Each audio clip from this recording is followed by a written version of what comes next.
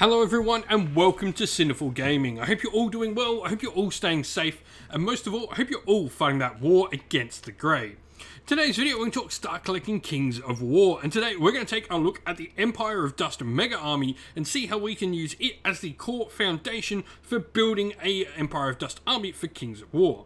Now in this video we're going to go through, talk about all the units that come inside this box set and what they sort of do on the tabletop briefly, before taking a look at some other units we can use to expand upon after this initial purchase. We'll then finally finish off the video with a little sample army list of 1500 points for you to use, hopefully as some inspiration for starting your own Kings of War army with the Empire of Dust. And so, to begin with, first of all, we get 40 skeleton infantry in this box set.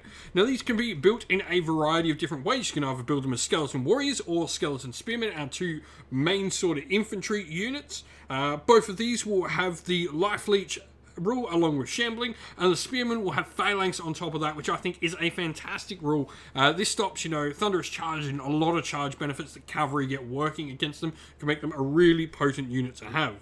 Now, they can also take an upgrade called Casket of the Damned, which is an army special upgrade for the Empire of Dust. What happens with this is you mark a unit that has it with an appropriate model, and once per game when this unit is targeted by a surge spell, you can roll an additional 6 dice with each count towards the total surge result. This must be declared before rolling any dice, however, and then once you've used it, it's lost for the rest of the game. It's going to be really good at just sort of like giving you that extra sort of push across the table. Now, you of course can also choose to build these as ranged infantry. These can be built as skeleton archers, which have bows that are 24 inch. Other than that, not much to write home about this unit.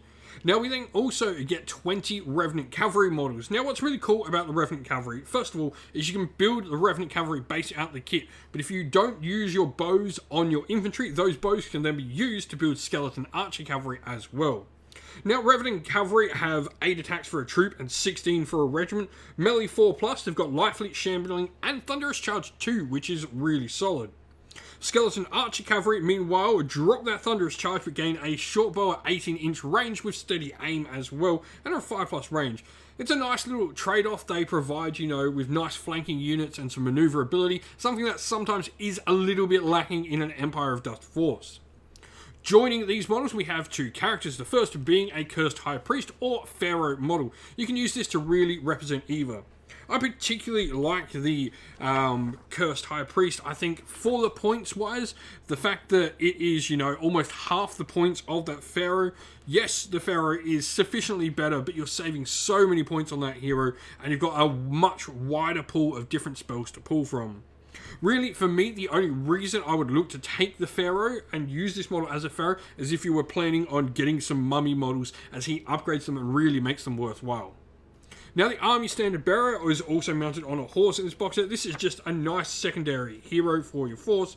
You're going to get the individual, inspiring, and life leech. You can mount this model on a horse. Really cool. This provides, a nice sort of aura around it of really good leadership value for your force.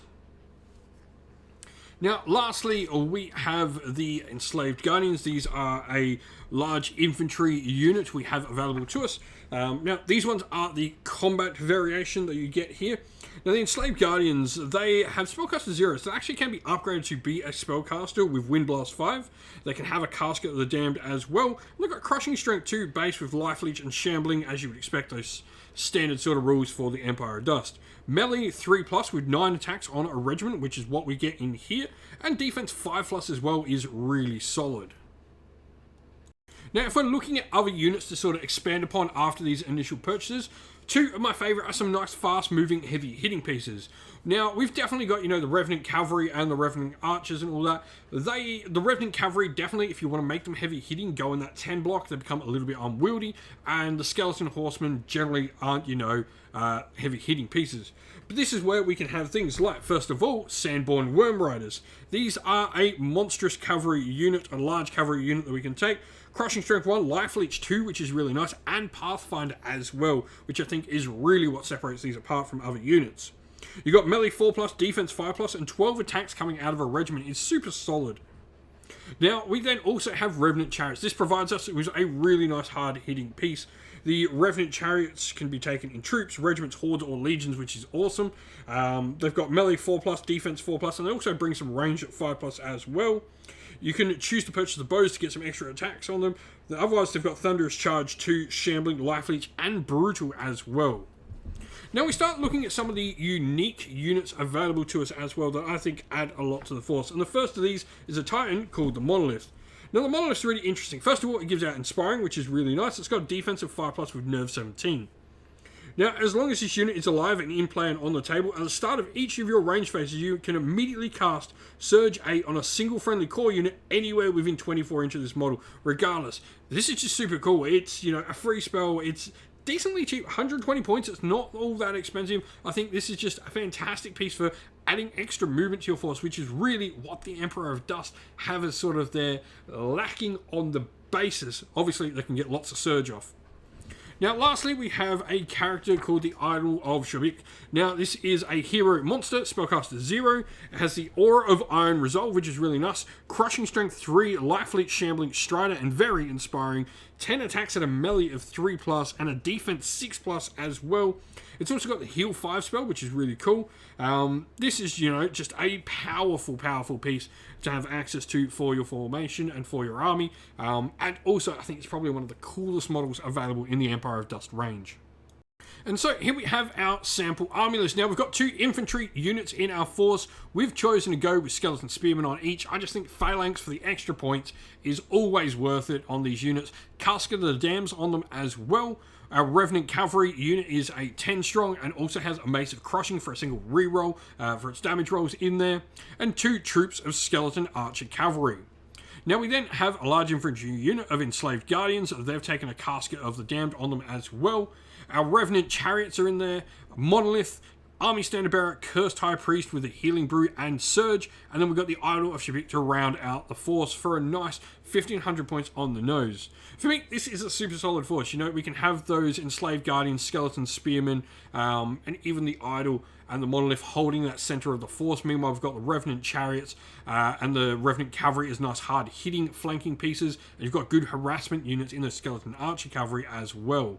The Army Standard Bearer can be used around the table and can even follow your cavalry around to provide some of those auras that they need there and some support if needed. If you've been playing with the Empire of Dust in Kings of War, let us know how you've been going. Let us know your favourite units for the army and what you like to do down in the comments below. And so that's the end of the video. Thank you all for watching. We hope you enjoyed it. If you did, please don't forget to leave a like, subscribe, and why not consider joining our Patreon or YouTube members on the channel as well. You can find the link to both Patreon and YouTube members, and indeed our merch stores on Teespring and Ko-fi down in the video's description.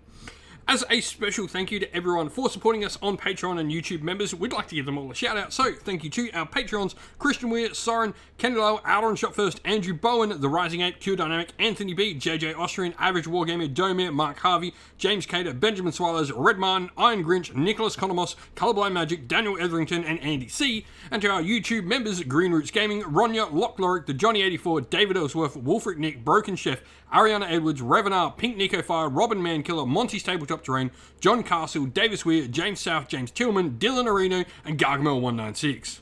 Lastly, a special thanks to Lady Witchfox Art, who does all the amazing artwork for our channel, and indeed to everyone who helps come on and do battle reports, and to all the people who help run our Discord server.